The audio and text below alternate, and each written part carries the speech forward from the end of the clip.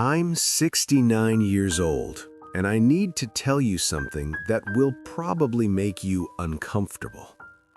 Everything you think you know about success is completely wrong. You see, for 45 years, I believed climbing the corporate ladder was everything. I believed that hard work, promotions, and a corner office would bring me happiness, fulfillment, and respect. People called me a high achiever, a go-getter, a role model. I was senior VP, making six figures, respected in my industry. But here's what nobody knew. While I was chasing titles, I was destroying the very life I was supposed to live. Every time my daughter Emily wanted me at her school play, I had a critical meeting. Every time Linda, my wife, suggested a vacation, I postponed it for another promotion. Every time a friend called for dinner, I said no because work needed me. And by the time I realized it, it was too late. I thought I was winning. I thought I was building a legacy. But what I was actually building was a house of achievements with no foundation of love, friendship, or family. The corner office, the salary, the accolades, they meant nothing when I turned 55 and Linda left, taking half of everything I had worked for. My friends, they faded away, replaced by colleagues who congratulated me on my retirement but forgot me 2 weeks later. I still go to the same diner for lunch every day, watching strangers laugh together, sharing moments I will never have. And every bite tastes a little bitter because I traded all of that, love, friendship, connection, for numbers on a paycheck and a title on a door. But before I tell you exactly how it all went wrong, you need to understand something fundamental.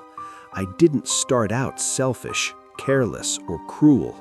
I started out believing in a lie that society, my mentors, even my own ambitions had convinced me to chase. And that lie stole my life while I thought I was building it. It all began in 1978. I was 22, fresh out of college, full of ambition, and convinced I could conquer the world. I landed a junior management position at a well-known corporation, and I thought, this is it. This is where I'll prove myself. I had dreams of success, of climbing higher than anyone in my family ever had. I wanted to provide, to be respected, to leave a mark. Linda, my wife, had just graduated too. She was radiant, optimistic, ready to start our life together. We shared small, perfect moments, Saturday morning pancakes, her notes tucked into my lunchbox, the way she laughed when I told her the same joke for the 100th time. And I loved those moments, I really did. But I was restless. Every weekend, every evening, every spare hour was consumed with work. I told myself it was temporary. Once I make it, everything will be better. Once I get that promotion, we'll travel. Once I'm established, I'll be present. I missed my first company Christmas party with Linda because a client needed me. I missed a weekend trip we had promised ourselves because I had to prepare a report. Each time she said, "It's okay, we're building our future." Then Emily was born. I remember holding her in the hospital, swaddled and perfect, and promising myself I'd never miss her milestones. And yet, just 2 weeks later, I returned to work early for a critical meeting. I rationalized it. I'm doing this for them. I'm building a life they'll thank me for later. Even in those early years, the warning signs were there. Emily's first steps, I wasn't there. Her first words, I caught only fragments. Linda's patience was unwavering at first, her gentle reminders filled with love, not anger. She whispered, One day you'll see, but for now, trust me, it's okay. And I did. I trusted the lie I told myself, that time away now would somehow pay back a lifetime of presence later. Looking back, I see the pattern forming. The ambitions that seemed noble at 22 slowly became chains that bound me to a life I thought I wanted, while the life I actually lived slipped through my fingers. That's the lie I told myself for 45 years. By the time Emily was 7, the pattern was already clear. She had her first school play, a simple little performance that meant the world to her. I promised I'd be there, but the meeting that day couldn't be moved. I told myself, just this once, next time I'll be there. When I came home that evening, she was asleep, and her Father of the Year award felt hollow in my pocket. Linda didn't say much, just sighed and tucked a note into her diary. He tries, but he's never here. I didn't see the disappointment then. I only saw the opportunity cost of skipping work. In 1995, Emily turned 10. She had a soccer game, her first major tournament. I knew how important it was, but I had a client dinner scheduled that I couldn't cancel. I remember looking at the clock as I drove home, imagining her disappointment. When I walked through the door, she barely looked up. Her small face carried a look I would come to know all too well: silent resignation. I rationalized again. She'll understand one day. She's young. She won't remember this. But the memory never faded. 2001, Emily was 16. A milestone birthday party at her school, a celebration with friends, laughter, and small, fleeting happiness. I had a quarterly review with my boss, a chance to secure the next promotion that would edge me closer to senior VP. I called ahead, leaving a voicemail I hoped sounded casual. When I got home, the house was quiet. Emily had already gone to her room. Linda didn't say anything. She didn't need to. Her eyes said it all. She was tired of waiting for a husband who only existed on paper. By the time I reached 50, the pattern had escalated. I missed graduations, family vacations, and anniversaries, one after another. I told myself, just a few more years. Once I make senior VP, everything will change. But the everything I promised never arrived. My presence was no longer requested. It was expected only as a formality. Invitations stopped coming. My daughters stopped asking. Drawings I had once proudly displayed on my office wall were now tucked in drawers, forgotten and faded. Mark, my former best friend, called less and less. At first, I thought it was busy schedules, obligations, but gradually he stopped reaching out. We met only at work events, polite and distant. I tried to rationalize it. We'll catch up once things settle down. But things never settled down. There was always another meeting, another report, another number to hit. And the most devastating moment, the quiet heartbreak, was the day Emily stopped looking for me altogether. I walked past her room one evening and noticed her diary on the desk, open to a page she must have written hours before. Dad is never here. Maybe he doesn't want to be. My excuses ran out. There was nothing left to justify. Years of promises broken and ignored had created a void I could not fill. I missed birthdays, school concerts, first kisses, heartfelt conversations. I missed being present. Each time I told myself it was temporary, that I was sacrificing for a greater good. But the greater good never arrived. Instead, I got the title, the salary, the corner office, and a family and friendships slowly eroding, like sand slipping through my fingers. Looking back now, I can see it clearly. Every missed moment wasn't an isolated incident. It was a pattern. And with each excuse I made, each promise I broke, I was teaching those I loved that I was never truly there for them. My blindness lasted decades, and it cost me everything that truly mattered. It was October 12th, 2005. I was 55 years old. The office phone rang early that morning, buzzing with urgent emails and last-minute reports. I had barely slept, thinking about the quarterly projections and a possible promotion to senior VP.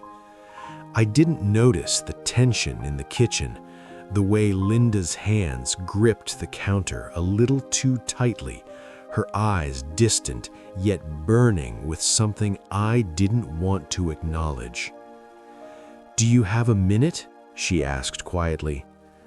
I nodded absently, thinking she wanted to discuss a minor household matter. I couldn't have been more wrong. "I can't do this anymore," she said, her voice trembling but firm. "I've waited for you to be here, really here, for 40 years. I've waited for you to notice Emily growing up, to notice me, to notice us." I opened my mouth, ready with an excuse, the merger, the client, the report, but no words came out. The room felt suddenly smaller, the air heavier. The coffee on the counter steamed in front of me, but I barely registered it. "You promised. Remember all those promises? You said, 'Once I make it, we'll have time.' And I believed you. I trusted you. But look at us. Look at her." She gestured toward Emily's bedroom down the hall. "And look at yourself. You chose work over your family, over me, over her." Her words hit harder than any client critique, harder than any boardroom rejection. I finally saw it, the emptiness I had ignored for decades, the absence in Emily's eyes, the resignation in Linda's face, the hollow shell of the life I thought I had built. I didn't realize," I started, but she cut me off. "You did realize. Every time you skipped a recital, a birthday, a dinner, you knew, and you kept choosing the office over us." I sank into the kitchen chair, my hands shaking. For the first time in my life, the office numbers, the titles, the praise, they meant nothing. Absolutely nothing. Later that evening, I watched as Linda packed the last of her things into the car. Emily didn't look at me once. There was no scream, no yelling, no angry words, just silence, punctuated by the closing of the car door. The sound echoed like a verdict. I had lost them both, not in a dramatic argument or sudden accident, but in the quiet accumulation of every missed moment, every broken promise, every excuse I had ever uttered. I walked through the empty house afterwards, the walls lined with memories I had failed to participate in, Emily's drawings, trophies, photos of family vacations I had postponed for later. It was too late. I realized that no promotion, no title, no paycheck could bring back the life I had ignored. That should have been my wake-up call, but instead of acting, I sat there, stunned, haunted by the life I had built without the people who made it meaningful.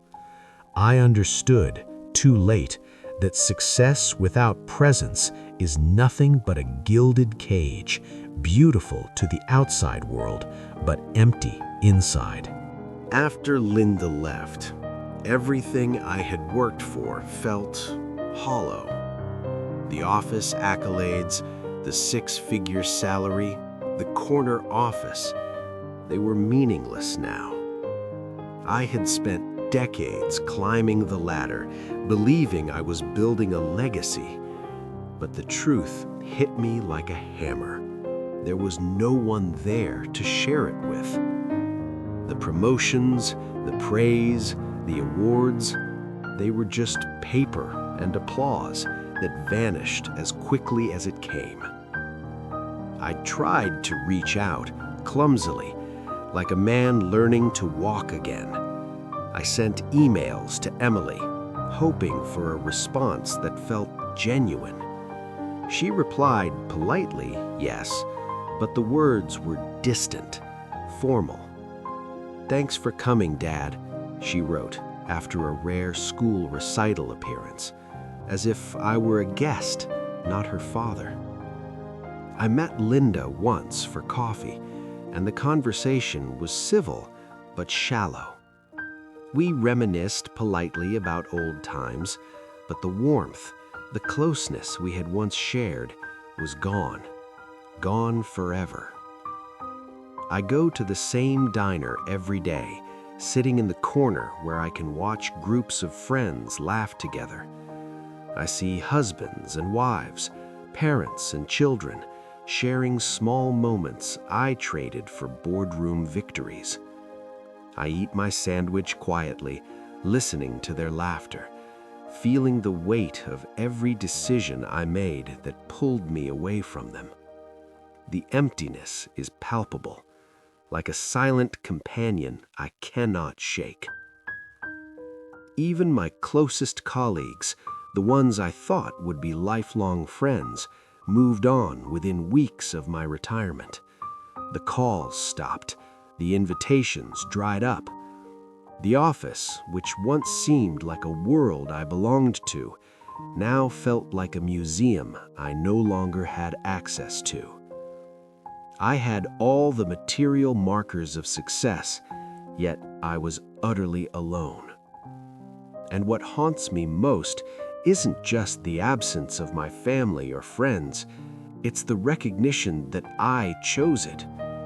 Every missed birthday, every skipped recital, every postponed vacation was a decision I consciously made in pursuit of a lie I believed about success.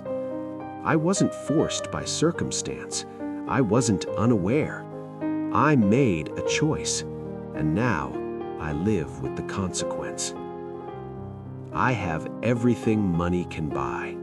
I have the house, the car, the comfort, but I have no one to share it with. We're civil now, pleasant, but we're not close. Emily thanks me for showing up, like I'm a guest in her life. Linda treats me with politeness, but keeps her distance. The warmth, the connection, the laughter, they are all gone. And I know with the deepest certainty that some things can never be undone. I can't go back to hold her hand at her first school dance. I can't go back to hear Linda laugh at one of my bad jokes over dinner. I can't reclaim those years. They are gone forever, and I will carry that loss with me until my last day. Here's what I learned too late. Success means nothing if it costs you the people who matter most. For decades, I believed the lie that hard work, promotions, and corner offices were the keys to a fulfilling life. I thought that achievements and accolades would bring happiness. They didn't, not even close. The cruel irony is that everyone believes this lie. Society tells you that climbing higher, earning more, and accumulating titles is the ultimate goal. Your mentors, your peers, even your own ambitions reinforce it. You're told if you work hard enough, your family and friends will understand. They never do. Because while you're building your resume, your loved ones are building memories without you. Here's the truth, simple but devastating. Presence matters more than presence. Time with people matters far more than any promotion or paycheck. While your company will celebrate your accomplishments for a few weeks, your children will remember every missed recital, every absent birthday, every time you chose a spreadsheet over them. Your spouse will remember the dinners you skipped, the vacations you postponed, the nights you stayed late at the office while they waited for you at home. Those memories don't fade. They define the relationships you can never fully repair. I learned that too late. I watched Emily grow into a remarkable young woman without me there for most of her life. I watched Linda live her years without the companionship she deserved. And I realized that no corner office, no award, no paycheck could ever buy back what I had lost. Here's what took me 45 years to learn. Achievements don't love you. Titles don't love you. Companies don't remember your birthday, your struggles, or the nights you stayed up worrying about your children. But family, friends, loved ones, they remember everything. Every absence, every broken promise, every moment you traded for work. Time spent with them cannot be regained, and yet the lie persists in every ambitious heart.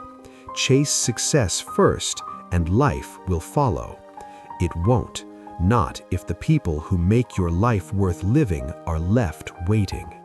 If I could tell my 22-year-old self what I know now, I would sit him down and speak plainly. I would say, stop ignoring the small moments. Stop believing that there will always be another chance. Stop thinking that a promotion, a title, or a paycheck can replace presence, laughter, and love. Stop skipping your daughter's first school play.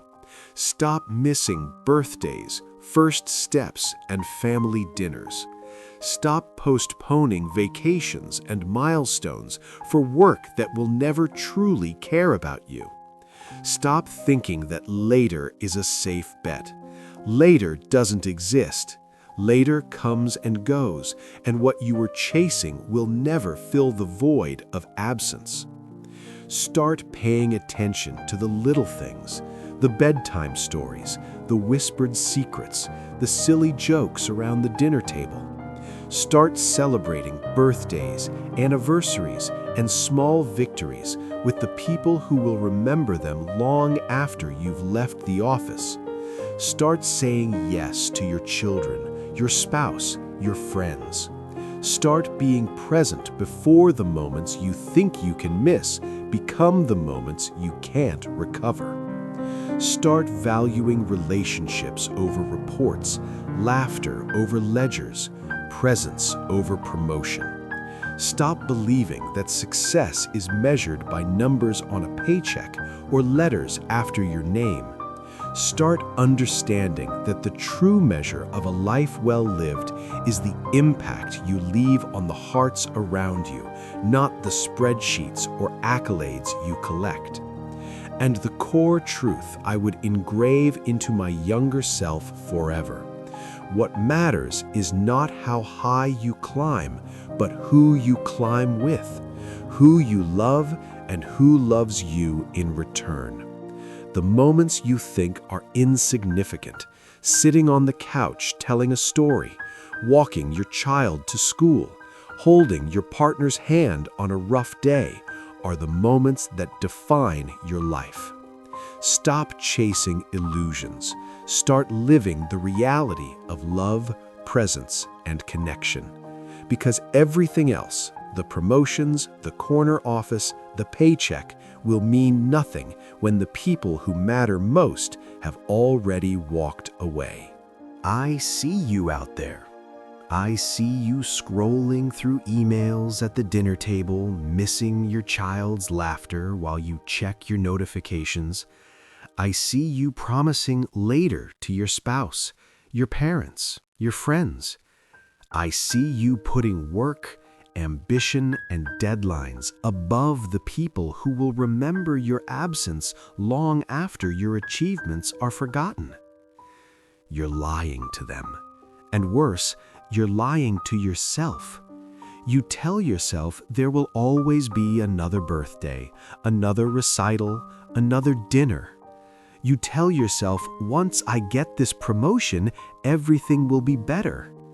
You tell yourself, I'll make it up later. But later never comes the way you think it will. Later is a trap, a clever illusion, a thief of what truly matters. Time is running out. Every missed moment is gone forever. Every unread bedtime story, every skipped vacation, every delayed conversation is a moment that will never return. The hamster wheel of work, ambition, and obligation never stops spinning. There will always be another meeting, another client, another deadline, another excuse to delay life. You have a choice. You can keep chasing the lie of success, or you can step off the treadmill and start showing up. You can close your laptop, put your phone away, and be present. You can choose the laughter, the hand-holding, the dinner table conversations that will be remembered long after the spreadsheets are deleted and the awards are forgotten. It won't be easy. You will feel uncomfortable. You will feel like you're sacrificing something important, but the truth is you're sacrificing nothing that lasts. Everything that truly matters, the love of your family, the trust of your children, the closeness of your friends, cannot be postponed, cannot be deferred, cannot be replaced. Start now. Don't wait for a wake-up call you hope never comes. Don't wait for regret to find you in the quiet corners of your life. Every moment you show up, every conversation you choose, every presence you give counts more than any success you think you are chasing. The clock is ticking. Life isn't a rehearsal. The question is, when will you stop postponing the moments that matter? I'm 69 years old now. I have a corner office that I once dreamed of, a retirement account that could sustain me for decades, and accolades that people still mention politely. But inside, I am empty. I am hollow in ways money and titles can never fill. I would give it all. Every promotion, every bonus, every office key for a single moment I missed. I would trade it all to see Emily's first school play, to hold her hand at a birthday, to hear Linda laugh across the dinner table one more time. But I can't have that. Time doesn't go backwards. Those moments are gone forever. I am grateful for what I accomplished. I worked hard, I provided, I succeeded in the eyes of the world. And yet, gratitude is bittersweet when it comes with the weight of regret. I live with the quiet knowledge that my choices cost me relationships I will never repair. I see Emily from afar, polite and distant, and I see Linda, civil yet reserved. The warmth, the closeness, the laughter we once shared, those are gone. The permanent loss is undeniable. No amount of achievement can bring back the trust I broke, the birthdays I missed, the dinners I skipped. And the hardest truth of all is that some lessons are learned only when it's too late. Time with people matters more than titles. Presence matters more than presence. Love, connection, and shared life, these are the real measures of a life well lived. Everything else fades. Everything else is meaningless without them. That is the wisdom I carry now, a simple truth learned over decades of absence, a lesson I hope you will not need to learn the hard way. Close your laptop. Put your phone down. Go home. Be present right now. Don't wait for later. Don't wait for the perfect moment, the next promotion, the next meeting. Every excuse you make is stealing moments that will never return. If this makes you uncomfortable, good. That discomfort is reality knocking at your door. It's the sound of birthdays missed, first steps skipped, conversations postponed. It's the sound of life moving forward without you. Call your parents. Sit with your children. Take your spouse's hand and really see them.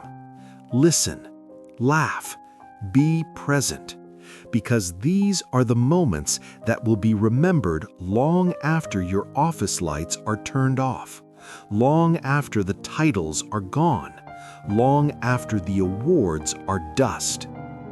Share this story with someone you care about.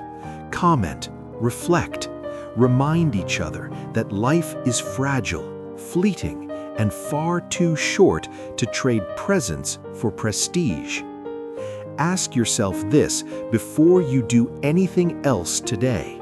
When you look back years from now, will you remember the hours at your desk or the moments you shared with the people who truly mattered? The choice is yours. Make it now.